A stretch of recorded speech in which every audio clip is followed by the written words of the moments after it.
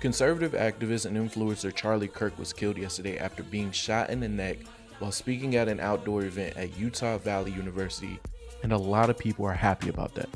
Authorities are still searching for a suspect, and at least 2 people were taken into custody and later released. So right now the campus is closed and classes have been canceled. Charli Kirk co-founded the conservative student organization Turning Point USA and had amassed over 3 million followers on his YouTube channel. And at the event he was at, there was over 3,000 people gathered.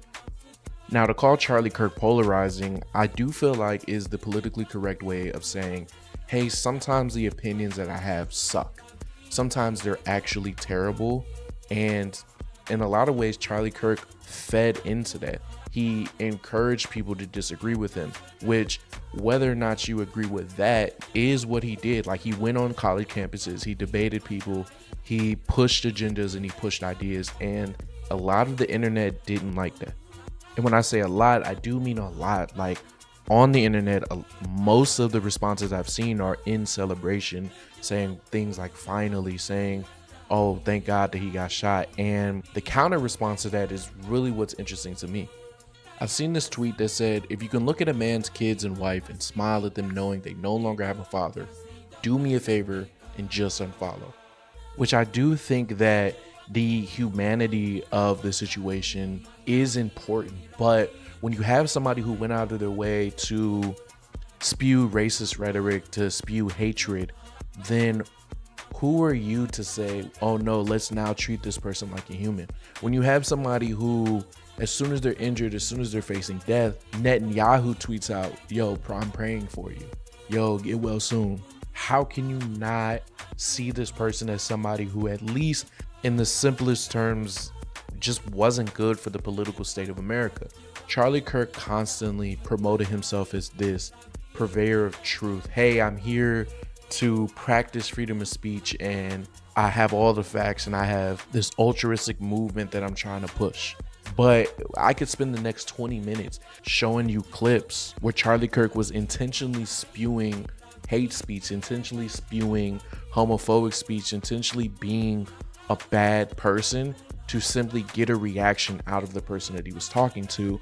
And if somebody like that has the influence of Charli Kirk, then who are we to police how people feel about him? And I think that's my biggest issue with this entire situation. It's seeing the people who are willing to die on the hill of, hey, let's treat this person with as much empathy as possible, with as much humanity as possible, when he himself didn't even believe in it.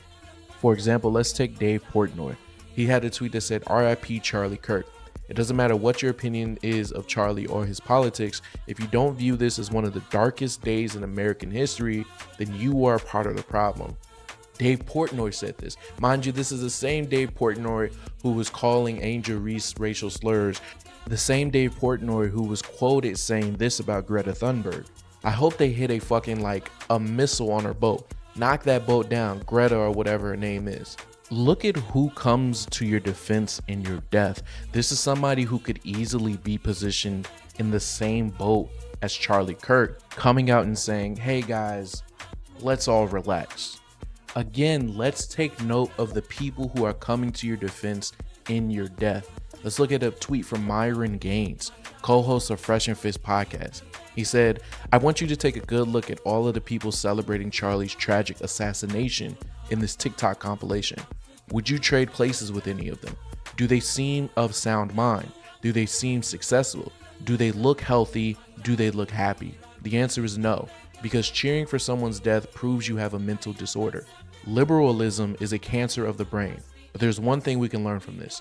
Charli impacted these losers' lives so much they felt the need to make a video on his death while he didn't even know these pieces of existed.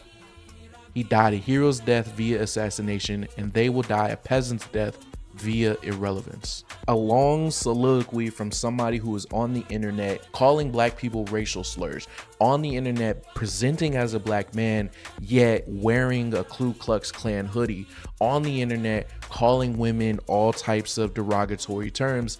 This is who comes to your defense in death. Laura Loomer, host of the show Loomer Unleashed, said, Charli Kirk's death will not be in vain. I will be spending my night making everyone I find online who celebrates his death famous. So prepare to have your whole future professional aspirations ruined if you're sick enough to celebrate his death. I'm going to make you wish you never opened your mouth. These people need to be condemned in society, and there must never be a place for these people to gather without facing the shame of the behavior. This is the same person who, in 2025, said congratulations to George Floyd on being 5 years sober today. Look at the people who align themselves with you when you're dead.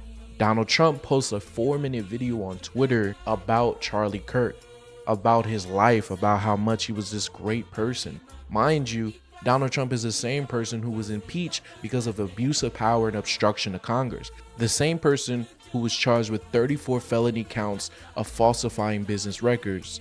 Look who comes to your defense in your death. Do you know what also happened the day that Charli Kirk died? A school shooting in Colorado. Now, Myron Gaines, Dave Portnoy, and Donald Trump had nothing to say about that, but everything to say in defense of somebody whose sole impact on America was causing more division. Look at the people who come to your defense in death. Look at the type of people that mourn you, and that should tell you everything about the life that they lived. Charli Kirk wasn't a great person. Charli Kirk wasn't good for the political space of America. So if people on the internet are saying, hey, thank you, Charli Kirk is gone, stop presenting it as this character flaw. Stop presenting it as this idea that, oh no, God has left our country. Bringing up the humanity of Charli Kirk in the wake of his death doesn't prove your humanity. It doesn't position you as this amazing person. When you bring this up as a counter argument, what it does is it tells people that you aligned yourself with his politics, and that makes you equally as bad of a person as he was when he was living. Okay guys, I'm gonna do a tornado siren once again.